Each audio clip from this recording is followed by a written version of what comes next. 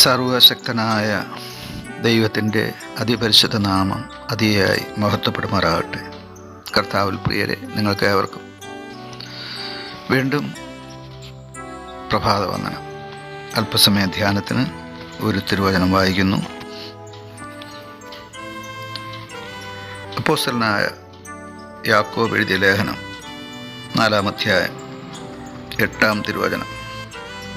ദൈവത്തോട് അടുത്തു ചെല്ലുവിൻ, എന്നാൽ അവിടുന്ന് നിങ്ങളോട് അടുത്തു വരും.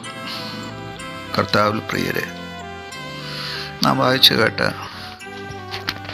അപ്പോസ്തലനായ യാക്കോബ് എഴുതിയ ലേഖനം 4-ാം അധ്യായം 8-ാം തിരുവചനത്തിൽ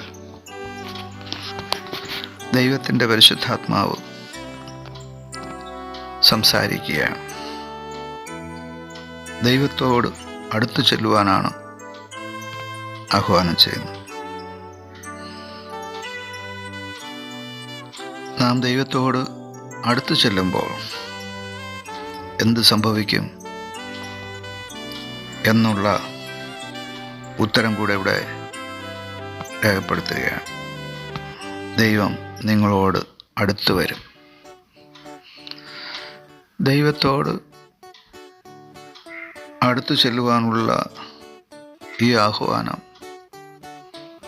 ദൈവം നൽകുമ്പോൾ നാം അവ സ്വീകരിച്ച് അനുദിനം ദൈവത്തോട് അടുത്ത് ചെല്ലുവാനായി നാം നമ്മെ തന്നെ സമർപ്പിച്ചാൽ ആ ദൈവം നമ്മോട് അടുത്തു വരികയും നമ്മോട് കൂടെ ഇരിക്കുകയും ചെയ്യും. ദൈവം നമ്മോട് കൂടെ ഇരുന്നാൽ നമുക്ക് സമാധാനവും സ്വസ്ഥതയും സൗഖ്യവും ആശ്വാസവും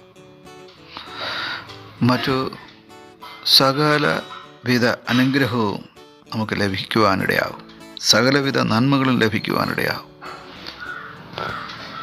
ആത്മീയമായും ഭൗതികമായും നാം അനുഗ്രഹിക്കപ്പെടും. ദൈവം നന്മകളാൽ നിറയ്ക്കുവാനിടയാവും.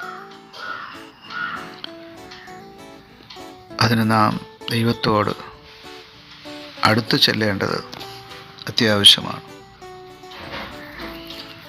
ദൈവം നമ്മെ വിളിച്ചിരിക്കുന്നത് തന്നോട് അടുത്ത് വസിക്കുവാനാണ്. ഇത് ഉൽപ്പത്തി പുസ്തകത്തിൽ തന്നെ ഉദാഹരണമായി നമുക്ക് കാണാം.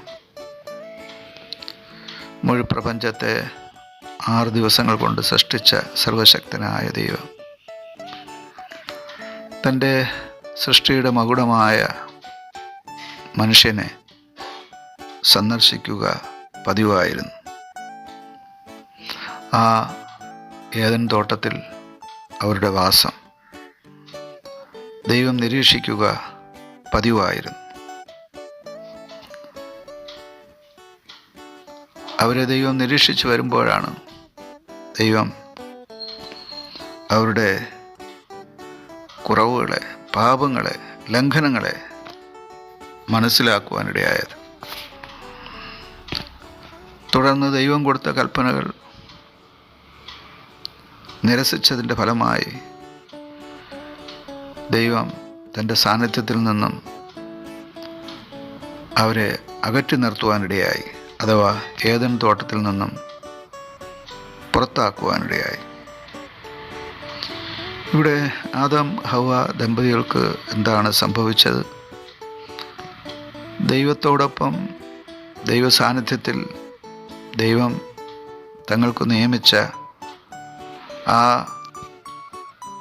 സ്വർഗീയ കൽപ്പനകളനുസരിച്ച് മുന്നോട്ട് പോകുന്നതിന് പകരം അവർ ദൈവത്തിൻ്റെയും മനുഷ്യരുടെയും ശത്രുവായ പിശാചിനെ കേൾക്കുവാൻ, പിശാചിനെ അനുസരിക്കുവാൻ തങ്ങളെ തന്നെ സമർപ്പിച്ചു. അതിൻ്റെ അനന്തരഫലമാണ് ദൈവത്തിൽ നിന്നും, ദൈവ സാന്നിധ്യത്തിൽ നിന്നും, അഥവാ ആ ഏദൻ തോട്ടത്തിൽ നിന്നും അവർ പുറത്താകുവാനിടയായത്. ഇവിടെ ഈ തിരുവചനത്തിലൂടെ പരിശുദ്ധാത്മാവ് നമുക്ക് നൽകുന്ന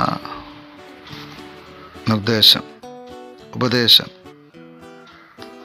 നാം ദൈനംദിനം അനുനിമിഷം ദൈവത്തോട് അടുത്തു ചെല്ലുവാൻ നമ്മെ തന്നെ സമർപ്പിക്കണമെന്നാണ്. അങ്ങനെ നാം ദൈവത്തോട് അടുത്ത് ചെല്ലുമ്പോൾ ദൈവം നമ്മോടൊത്ത് വസിക്കുവാനിടയാവും. ആമേൻ. ആത്മാവിൻ ശക്തിയാൽ അനുദിനം നടത്തും യേശുവന്റെ കൂടെയുള്ളതാൽ ഇനി ക്ലേശങ്ങളിൽ എന്റെ ശരണമവൻ, ഭൂവിലേതും ഞാൻ ഭയപ്പെടില്ല. ഇനി ക്ലേശങ്ങളിൽ എന്റെ ശരണമവൻ, ഭൂവിലേതും ഞാൻ ഭയപ്പെടില്ല. എന്റെ ദൈവത്താലേ സകലത്തിനും മതിയായവൻ ഞാനെന്നറിഞ്ഞിരുന്നു. എന്റെ താഴ്ചയിലും സമൃദ്ധിയിലും ആത്മാവിൻ ബലം എന്നെ നടത്തിയിടുന്നു. ഞാൻ ലജ്ജിതനായി തീർന്നിടുവാൻ ഇടവരില്ല. എന്റെ ആവശ്യങ്ങൾ അറിഞ്ഞെന്നെ നടത്തിയിടും താൻ. ഞാൻ ലജ്ജിതനായി തീർന്നിടുവാൻ ഇടവരില്ല. എന്റെ ആവശ്യങ്ങൾ അറിഞ്ഞെന്നെ നടത്തിയിടും താൻ. ആത്മാവിൻ ശക്തിയാൽ അനുദിനം നടത്തും യേശുവന്റെ കൂടെയുള്ളതാൽ ഇനി ക്ലേശങ്ങളിൽ എന്റെ ശരണമവൻ, ഭൂവിലേതും ഞാൻ ഭയപ്പെടില്ല. ഇനി ക്ലേശങ്ങളിൽ എന്റെ ശരണമവൻ, ഭൂവിലേതും ഞാൻ ഭയപ്പെടില്ല.